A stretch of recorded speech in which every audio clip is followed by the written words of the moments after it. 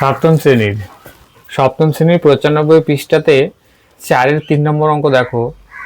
তোমরা অঙ্কটা প্রথমে লিখবে, যদি বিয়োগ করতে বলে যেখানে থেকে লেখা আছে ওখানে বিয়োগ দিবে। অঙ্কটা হলো 2x + 3y ব্র্যাকেটে বিয়োগ আরেকটা ব্র্যাকেটে 8x + 4y + 7। তো এই অঙ্কটা করার সময় প্রথমে ব্র্যাকেটটা খুলবি, যে ব্র্যাকেটটা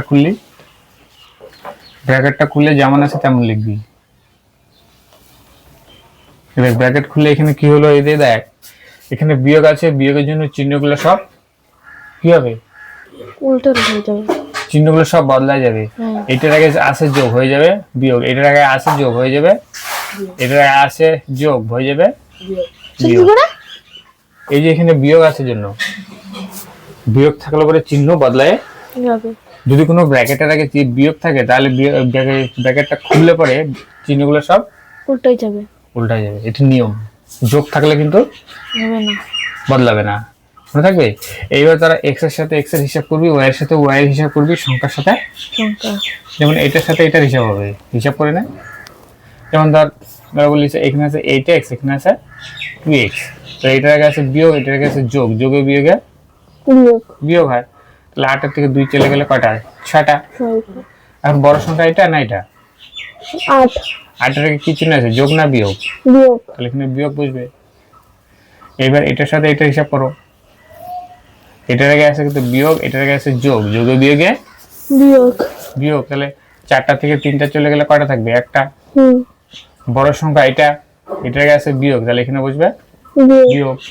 এবার সংখ্যার হিসাব, তাহলে সংখ্যা এখানে একটাই আছে, আর কোনো সংখ্যা নাই, তাহলে কি হবে, বিয়োগ 7 লিখে এটাই উত্তর। কোন যেটা বুঝে নেই বলো এবার,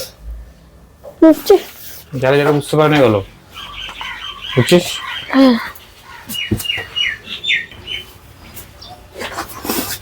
এটা হচ্ছে 5-এর 1 নম্বর অঙ্ক। আছে 17x² বিয়োগ 3xy² plus 14x² plus 2xy²। দেখ এখানে 2 ধরনের বা 3 ধরনের জিনিস থাকতে পারে। দেখ এখানে কি আছে, x² তারপর y। দেখ এখানে x² নাই, আছে না? তাহলে এইটার সাথে কোনটা মিলতেছে, এইটা মিলতেছে না? তাহলে এইটার সাথে কিন্তু এইটা মিলতেছে, তাহলে এইটার সাথে তোমরা এইটার হিসাব করবা। এইটার আগে আছে যোগ, এইটার আগে আছে যোগ, যোগে যোগে যোগ, তাহলে কি হবে, এটা যোগ কর, 17 আর 14 যোগ করে দেই, ঠিক আছে? স্যার যোগ কোথায়? যে এটার আগে আছে যোগ, এটার আগে আছে, এটার আগে কিছু নাই, কিছু না মানে কি ধরবো, ও যোগ। তাহলে যোগ করলাম, তাহলে 7 আর 3 10, 11 1 হাতে 1, 2 আর 2 আর 3, তাহলে আসলে আমাদের 31x²y। এবার আমাদের এটার সাথে এটার হিসাব করো, ঠিক আছে? তো এটার আগে আছে বিয়োগ, এটার আগে আছে যোগ, যোগে বিয়োগে বিয়োগ করলে হয় xy², বিয়োগ হয়ে গেল, ঠিক আছে? এবার বড় সংখ্যা এটা না এটা,